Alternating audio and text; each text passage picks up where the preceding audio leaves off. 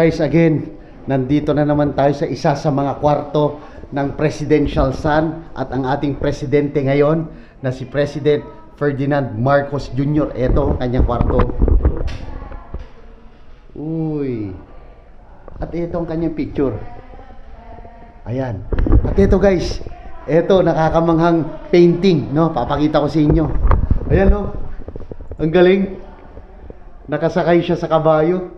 Tapos, ano yun? Yung libro niya, hawak-hawak niya. Pero anyway, ganda, no? Simple.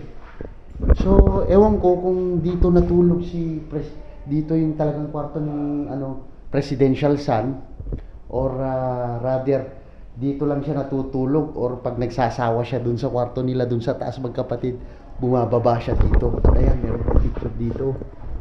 Ayan. At ito ay located dito sa first floor ng Malacanang of the North. Ayan. Oh. Ganda, no?